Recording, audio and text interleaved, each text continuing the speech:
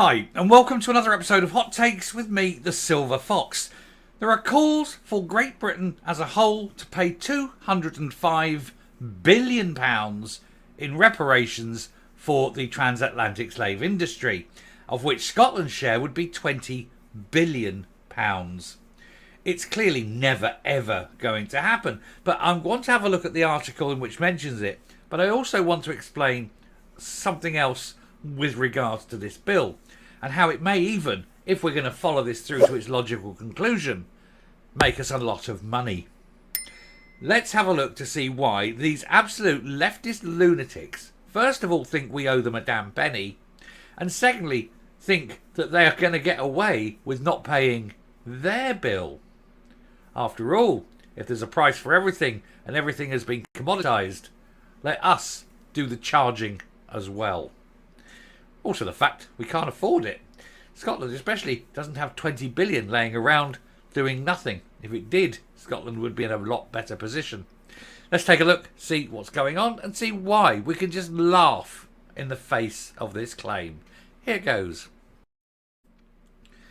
So the UK owes Caribbean nations £205 billion in slavery reparations, says a leading Cambridge leftist, you can guarantee, academic, as he calls on Scotland to lead the way and start repaying its £20.5 billion share of debt. Good luck, Scotland. Have a route around the back of the sofa, see if you can find it. Now, I'm not going to go too much into the debt here because I think what I want to do is concentrate on why it's a load of bollocks first. The UK owes Caribbean nations £205 billion in slavery reparations, a leading Cambridge academic has said. The country was once the leading slave nation in the world. Never was. Never, ever was. Bullshit. He says, and present-day descendants of slaves deserve compensation. Why? Why do they deserve compensation for what happened hundreds of years ago? Are they not better off for it today? In a new book titled Britain's Slavery Debt, the theologian said he calculated that Britain owes £205 billion. He based the figure on the compensation claims made by slave owners when the trade was abolished in 1833. And despite the UK government rejecting the case for reparations, of which more in a moment, Dr. Banner has urged the Scottish government to show leadership on the issue and start paying back its share of £20.5 billion. Now, that's all I'm going to do. It goes on a bit. I'm not going to go through it. First of all, let's get some basic facts out of the way. Slavery has existed for as long as mankind has existed. Slavery has been around before Britain even existed. The natural order of humanity is slavery. There is no getting away from it. And indeed, today, there is more slavery in the world today than there ever was in the entirety of human history. And yet, this guy says that we owe money. Well, first of all, let's have a look. If we owe money because of what we did, let's do a supply chain and see. So first of all, it was black Africans capturing other black Africans. So first of all, you need to get right back to the start. So ask the black African nations today to repay all the money to the Caribbean nations, since it was the black Africans who initialised this by capturing other black Africans. Then we move up to the Arab traders. And so they have to pay their share. They were the biggest slavers in the world at the time. They were the ones that captured them all, dealt with them and sold them on. So we deal with the Arabs. And you get all the Arab slavers, and then they pay their share of that £205 billion. Then, of course, you have to go back to a black slave owner. Oh, yes, there was such a thing in America, who didn't like the idea that the first slaves, when they went over, were indentured for 7 years and then were free after that. And this black slave owner went to the Supreme Court in America and had the law changed so that when he bought his slaves, they were his slaves for life. That was a black slave owner did that. So let's go to his family as well and take that all down. We're getting somewhere now, aren't we? We're getting somewhere. So we've got all that. And then all the other nations who did it, they can go. Then they all chip in their money. We'll put all this money into the central pot. And then we have to say, wait a minute, because there was hundreds of thousands of white people, Europeans, that were enslaved by the Barbary pirates. So we'll take our share back out of that pot. Then, of course, the Romans came over, they enslaved us, so Italy will have to put some more money in, and then we'll take our share of that out of that pot. So we're doing okay. We've brought down this 205 billion quite a lot now, I think.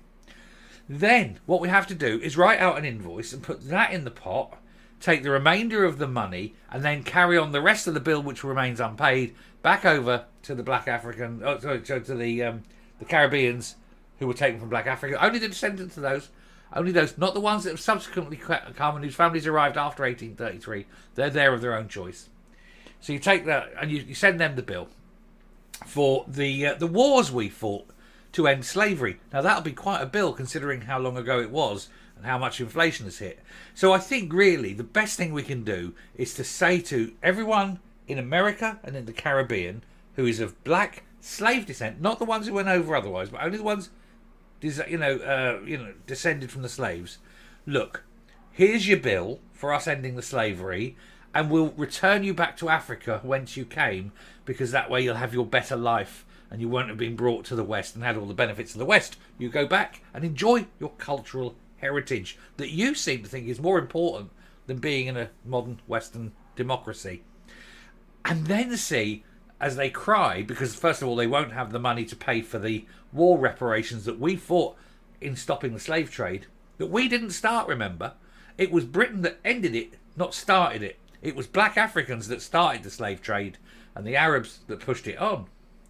So we'll send them the bill, and then we'll see how many billions we'll get off the Caribbean countries, and then obviously we'll just we'll do it free of charge. We'll hire some ships or whatever, and we'll put all the ones descended from the black African slaves and send them back to Africa, Liberia or something. And they can make a new life, make a much better country than the one they left.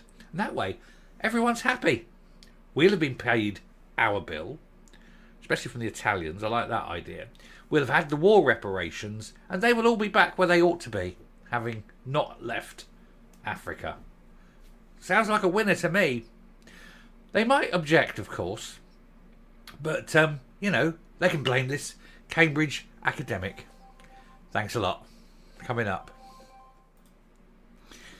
When the leftists look at this, it's always the West that's wrong. It's always the white man that's wrong. The white man did not invent slavery. We ended it. And the biggest slavers in the world were the Arabs and the Africans. Weird, isn't it? And yet no Arab nation has said it will be willing ever to pay reparations. No African nation has ever said it would be willing to pay reparations. And I'm pretty sure that if returning to Africa was part of the reparations, no one in the Caribbean would want to do that. They quite like being in the West, being in a modern democratic country with great healthcare and facilities and freedoms. It's funny, isn't it? And there's not one person alive today who has suffered as a result of the slave trade. And there's not one person alive today who has benefited from the slave trade. Not the transatlantic one, anyway. And so there are no reparations, and it is just an academic exercise by some leftist prick. Anyway, thanks very much for watching. Do please hit the subscribe button, ring the bell, leave a like, and see if you can find that 20 billion Scotland. I'm sure you've got it lying around somewhere. Bye.